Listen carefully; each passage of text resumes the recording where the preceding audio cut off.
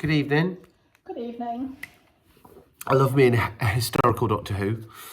I've said a billion times before that I genuinely feel that if a modern showrunner wanted to, they could make some headway by trying the sort of smugglers type Doctor Who, where you don't actually have any alien interference at all, apart from the Doctor, and that would work, and that would be brilliant. But in the absence of that, I will take a bit of Viking, because I just think putting the Doctor in historical, I think particularly historical Britain, but then it's very parochial of me, isn't it? It's absolutely fine. I don't even, was this Britain? I don't know, it doesn't matter. But yeah, I loved it. And I love the fact as well, here's a little thing. I'm sure Capaldi's trousers were a conscious nod to the first two Doctors. Maybe the second Doctor. What was wrong with his trousers? Nothing wrong with his trousers. Why would anything be wrong? What was different about his trousers? They were sort of the check, I think, Troutony trousers. Yeah. And I really enjoyed that. Here's the thing. Occasionally, when Doctor Who foregrounds a sort of theme or a thematic strand of an episode, sometimes it feels, to quote a highly respected literary phrase, as awkward as balls. And I'm thinking of something like Castrovalva, where Nis goes, recursion is a very powerful mathematical concept, blah, blah, blah, blah, blah, blah, blah, blah, blah. And then we go to Castrovalva. I really don't remember the blah, blah, blah, blah, blah, blah, blah. It was definitely scripted by Bidmead. And then you have the preceding story, Logopolis, where all the conversation about entropy works magnificently well. And it's so woven into the story. I love that story. It's a brilliant story. The broader story, it's fantastic. I have to say, I thought this episode wove its theme in really well, unusually well, I think. This idea that the Doctor's pondering how his actions have repercussions across the universe, which is a not uncommon Doctor Who thing to talk about, but how then he gets wrapped up in this village, which is a very Doctor-y thing to do. I loved all the prepping them for the fight bits. That was genuinely funny stuff. All the names. I love the fact that this Doctor is getting better at interaction with people, but even so is just on that cusp of, I'm pretty good at just getting on with you well enough now, but I don't actually like it and I'm struggling. I love all that. Anyway, I love the fact that we've got this whole theme of the interactions and whatever else and what's my role in the universe and I have to be careful. And then that actually sort of closes a story loop, a story hole, I don't know what the phrase is, an avenue we explored all the way back in Deep Breath and then all the way back in Flipping Fires of Pompeii. And unusually, I really thought that dropped brilliantly well. Sometimes moments like that just make me think, oh, okay then. Because it's not really rewarding the long-term fan, is it?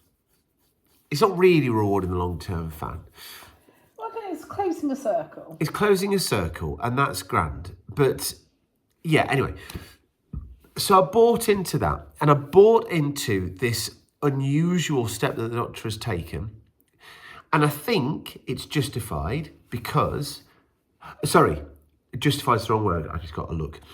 I think it's understandable in this particular instance because of the context. This thought is ruminating around the Doctor's mind and it's bouncing off the circumstances that he's in, and it's landed on this moment where this young lady, although that's an interesting point, we'll come back to that, this young person has died and he takes an unusual step. And the reason that I think I can understand it in this instance alongside that is the fact that Ishelda's quite an interesting character.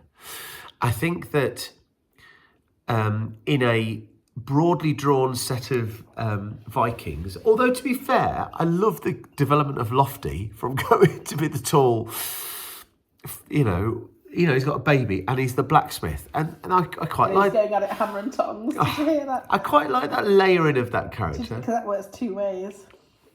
Really, Lib? What two ways does it work? So cool, yeah. Anyway.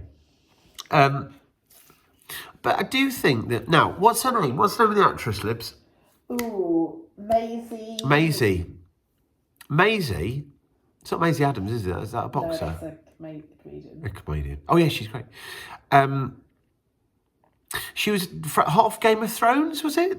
Yeah, so she was decently hot property. So it's one of those instances where just having a little bit of a sense of the guest casting, I think, helps elevate that role to a certain extent. But I do think she does a very good job. And I really love that line. I think they're a they. Are they? Well, this is going to play in exactly what I was going to say. At the time, we are talking how many years ago now? 10? Thereabouts? Yeah. Don't think I was quite as aware of the world as I am now. We all should be, though, shouldn't we?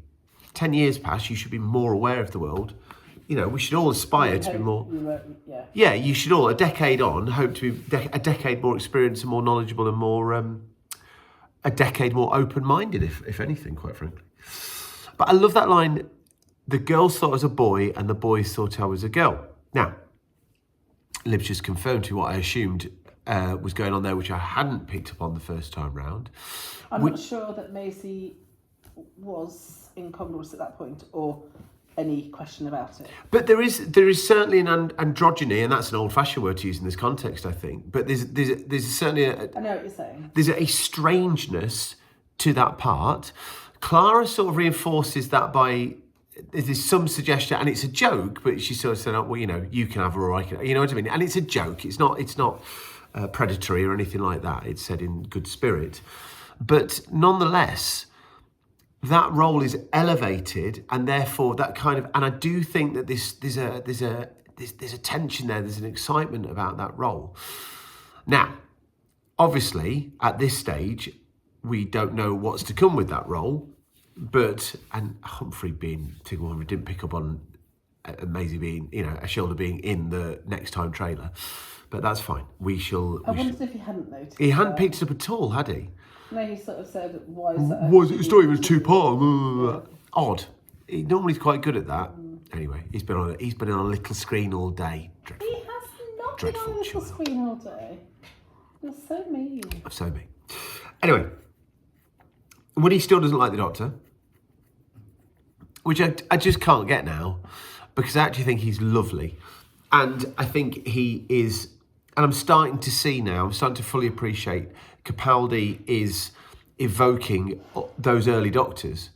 I would say he's evoking the first four Doctors in a really, really contemporary way. And I really appreciate it. I really love the sincerity of his relationship with Clara. I think there have been other instances in the past where the emphasis of that doctor-companion relationship has been a little bit forced, and I don't think it's forced here. I can appreciate how others might, because, as I keep saying, the doctorification of Clara Oswald is massive here. Just the expectation the Doctor has on Clara just being able to cope. And then obviously now and again having that step back and going, oh my God, I've got a duty of care. What on earth am I doing? There's an interesting phrase that as well, duty of care. Who's the duty to? I assume the duty's to Clara. But anyway, that's by the way. Yeah, I just think that Capaldi's performance is absolutely spot on. I absolutely love it. I'm embarrassed that I missed the nuance of it the first time round, but hey-ho. It's at this point that Lib tells me she doesn't like it. Lib? I didn't hate it. Well, so it was just a little bit confusing in the narrative for me, in the sense that they land and the Doctor's like, oh, I'm not getting involved. It's not my job to save people. I've given them an option. Let's go. Yeah. Tidal waves and all that. Mm-hmm. But then he does get involved and he does stay, but he doesn't just stay to the point where he saves the village. He stays to the point where he makes somebody immortal. That is quite a leap, isn't it? It's quite a leap. Yeah, that's fair. I'm not getting involved to, I'm going to change this person. Potentially making two people immortal. Yeah. And also, if I was Clara, think I might feel a little bit salty about that. Oh. Hang on a minute. You can make someone immortal that's worth it, and you're basically saying you're kind of immortal as the Doctor, and it's not very nice because all your friends die. And when you meet someone that's worth letting have that experience, or you want to experience it with them, oh, but I'm not worth that. I know. What a great So comment. I'd be really